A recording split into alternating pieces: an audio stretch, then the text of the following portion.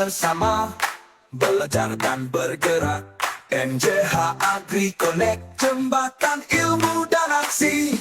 Bersatu membangun petani mandiri. Untuk negeri kita raih prestasi. Oh! Sekarang juga dipakai oleh perkebunan rakyat. Gitu. Jadi itu masuk kategori litbang pertanian ya? Perkebunan. Iya, litbang pertanian, perkebunan. Enggak, Kementerian Pertanian maksud saya itu. Dulu ya. Oh ya. Dulu Nah, ya, kemudian kemudian setelah jadi BRIN bagaimana posisinya itu? Nah, karena lembaga yang di bawah PT Riset Perkebunan Nusantara itu bukan PNS, sehingga tidak masuk di BRIN. Tidak diberikan. Oke. Baik. Gitu. Ya. Ya begitu. Nah kemudian sebetulnya kan biasa penelitian seperti itu Pak ya, lembaga penelitian begitu. Kita kan tahu, apalagi Bapak mengatakan bahwa penelitiannya dari kita adalah peneliti lembaga yang di bawah kelapa sawit ya. Ya. Tetapi PTPN kelapa sawit yang di kelapa sawit. Nah, terus adakah hasil kajian itu ya yang dipakai oleh non PTPN? Adakah? Ada. Jadi seperti tadi produk biofungisida yang kami kembangkan itu dipakai juga oleh swasta. Swasta banyak yang menggunakan, kemudian perkebunan rakyat juga sudah mulai banyak menggunakan. Kan pada waktu hasil penelitian itu ya, kemudian dia sudah patennya. Nah kemudian itu kan harus ditransfer oleh perusahaan lagi kan? Ya. Ini match kan? Ya. Nah, kemudian link bagaimana? Apakah itu terwujud ya?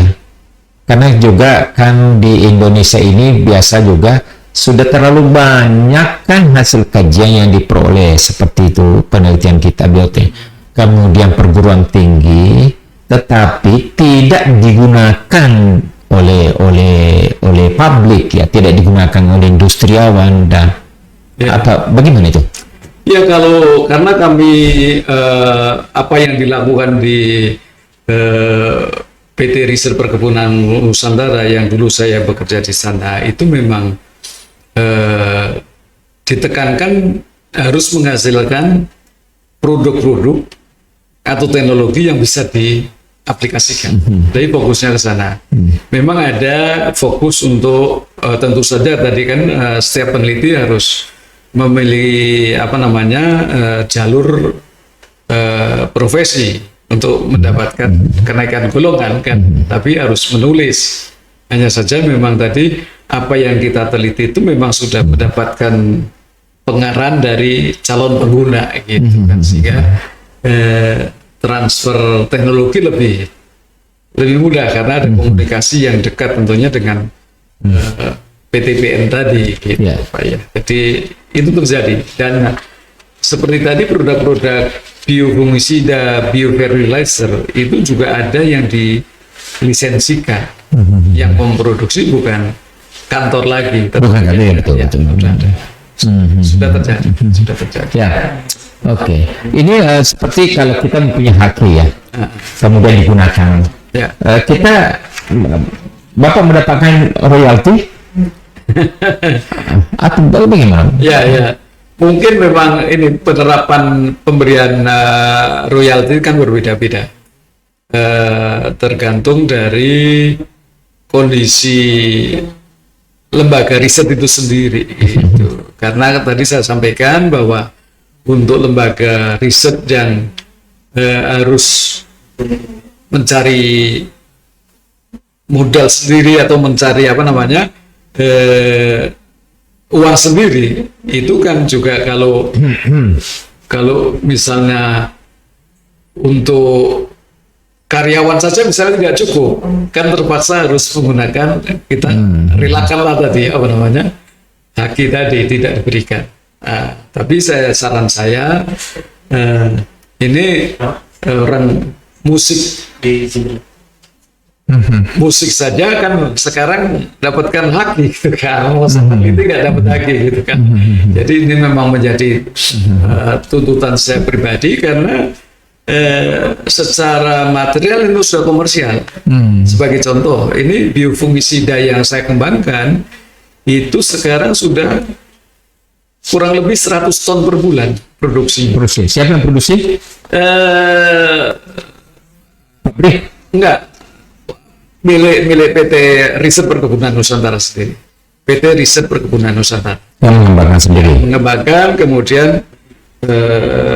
mengembangkan apa namanya? Ya. Oh. Tapi nanti memang ke depan saya kira peneliti itu berhak untuk menerima royalti kan untuk saya kira tidak hanya di apa namanya komoditas tertentu, tetapi di perkebunan. Saya kira ini harus dikembangkan, digalakkan untuk pemberian hak ini.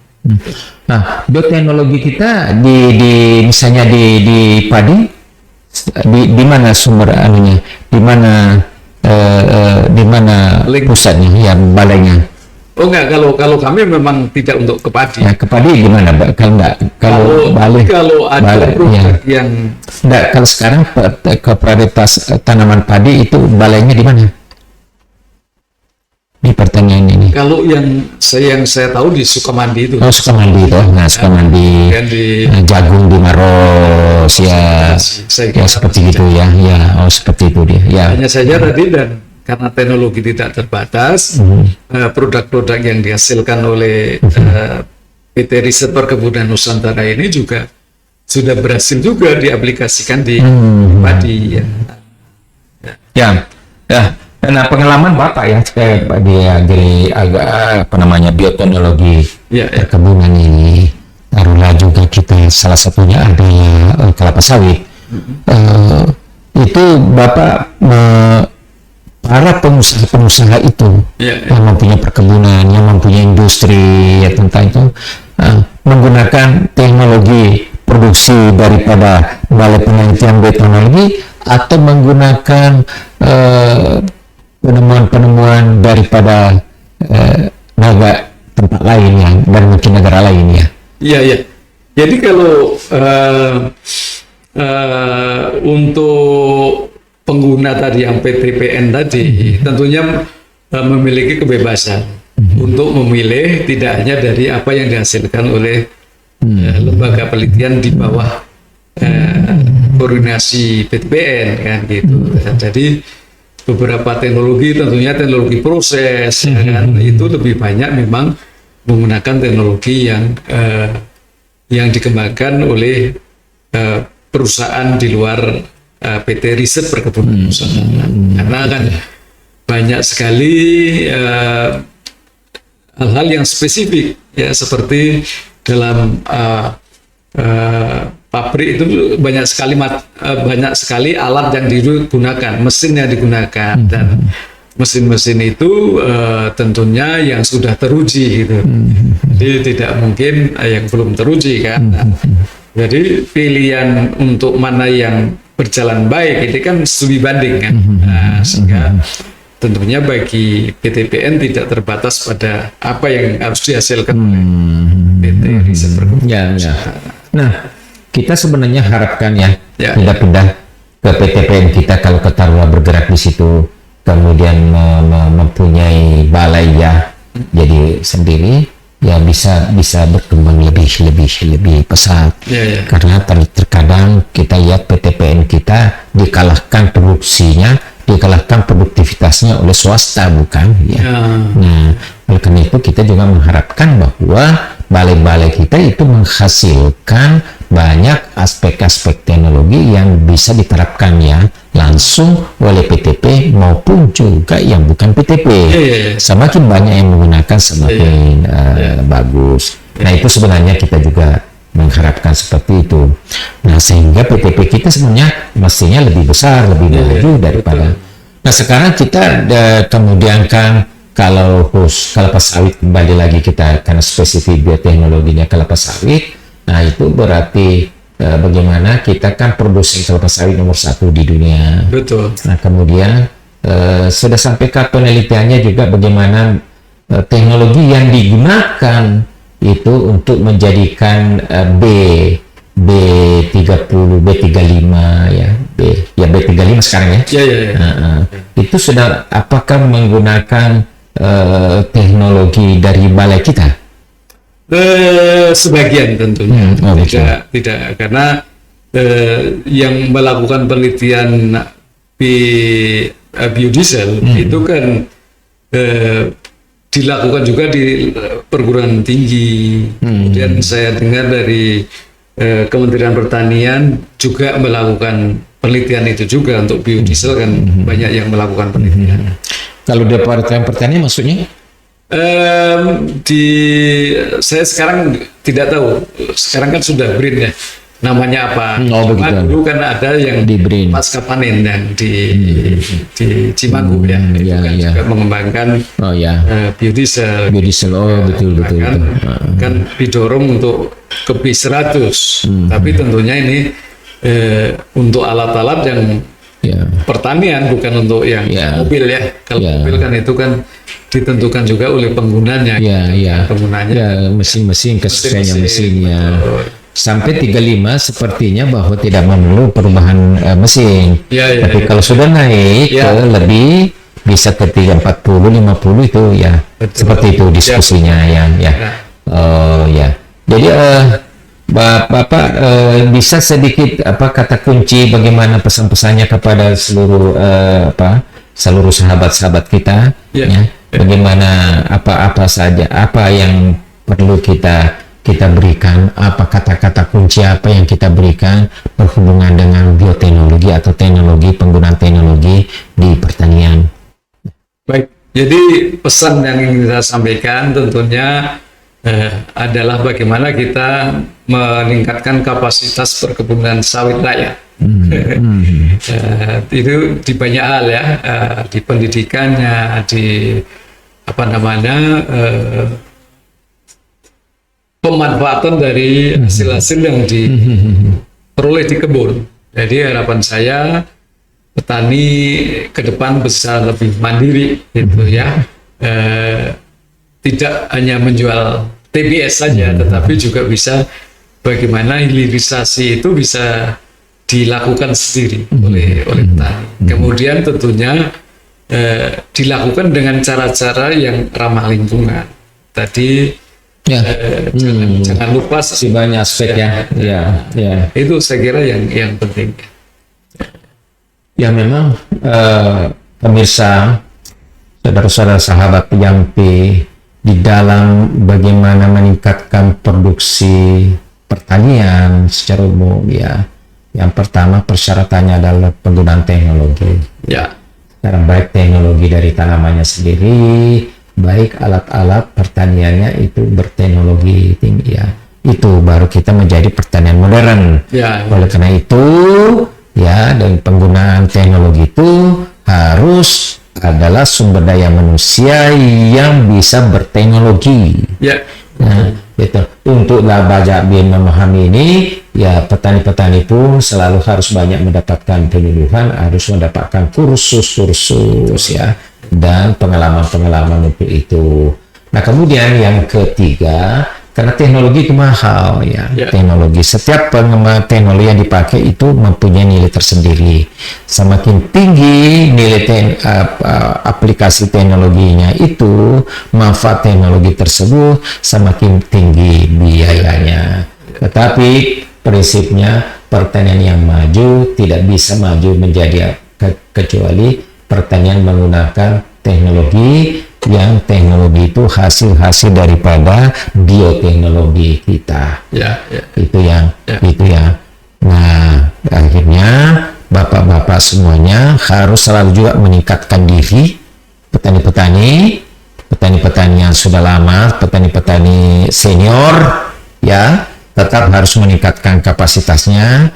Begitu pula lebih-lebih lagi petani milenial juga dengan masuk dengan pengetahuan teknologinya. Betul. Nah, kemudian akan menjadi pengalaman melaksanakan ya sebagai petani-petani milenial baru, yang berarti juga memerlukan perjalanan pengalaman di dalam bagaimana bertani. Nah, kemudian ya sahabat-sahabat dari Yampi memahami bahwa pertanian itu ya kita berusaha. Jadi pertanian itu bukan pekerjaan sosial semata, bukan pekerjaan sosial ya, taruhlah. Itu adalah pencarian untuk mendapatkan ya penghasilan. Nah, untuk mendapatkan penghasilan kita harus ya mengelola pertanian kita secara modern, saya menggunakan teknologi ditambah dengan modal tentu. Nah, kemudian dapat kita terapkan. Nah, ini pada petani-petani milenial, petani-petani semua seperti itu. Dan tadi kita banyak menginformasikan, mendengarkan bagaimana bioteknologi itu diciptakan, bagaimana bioteknologi itu bekerja untuk selalu mendapatkan teknologi mutakhir yang terapan tentunya. Nah, itu yang tadi Pak Dar itu menyampaikan kepada kita. Baik, sahabat Yampi yang bahagia, jadi di dekat saya, di hadapan saya ini ada beberapa produk yang dari sawit tentunya, karena saya lebih banyak bekerja di kelapa sawit ya. Yang di tengah ini adalah virgin palm oil. Jadi kalau di kelapa dalam kelapa itu ada disebut dengan virgin coconut oil. Jadi saya memperkenalkan virgin palm oil ya, ada sahabat-sahabat Yampi semuanya. Kemudian ini adalah fraksi yang padat. Kalau melakukan vaksinasi di minyak sawit itu ada yang padat, ada yang cair. Yang ini disebut olein, yang ini disebut stearin. Nah, stearin ini bisa dibuat untuk membuat produk-produk seperti lilin ya. Ini lilin, ini terbuat dari stearin. Kemudian sabun ini juga terbuat dari stearin ya. Dan ini bisa kita lihat, ini sabun sehat karena masih mengandung vitamin yang tinggi, tokoferol, tokotrienol, beta karotin, sehingga ini warna alami, warna stearin ya. Kuning ini karena tadi kandungan beta karotinnya masih tinggi. Ini untuk ibu-ibu ya, untuk perempuan. Ya. Ini untuk muka ya. Untuk muka, untuk tubuh ya, untuk kulit ya. Demikian yang bisa saya perkenalkan. Terima kasih atas perhatian sahabat Yampi di seluruh Indonesia kan ya tentunya. Terima kasih. Terima kasih kepada Profesor Davan yang juga memandu ya, untuk pertemuan kali ini. Oke, baik. Demikian pemirsa, saudara, sahabat kita, sahabat Yampi, demikian informasi, mudah-mudahan ada manfaatnya bagi kita, dan nanti kita akan mendapatkan lagi informasi-informasi lain melalui MJH Agri Connect ya. Baik. Demikian, selamat bekerja. Terima kasih nih Pak Dar, sungguh-sungguh memberikan informasi dan pencerahan kepada kita semua, kepada saya, kepada teman-teman yang bergerak di bidang pertanian di sektor tanaman pangan. Di sektor pangan maksud saya. Baik. Terima kasih Pak. Terima kasih. Ya. Terima kasih. Ya. Mari bersama belajar dan bergerak. NJH Agri Connect, jembatan ilmu dan aksi. Bersatu membangun petani mandiri untuk negeri. Kita raih prestasi.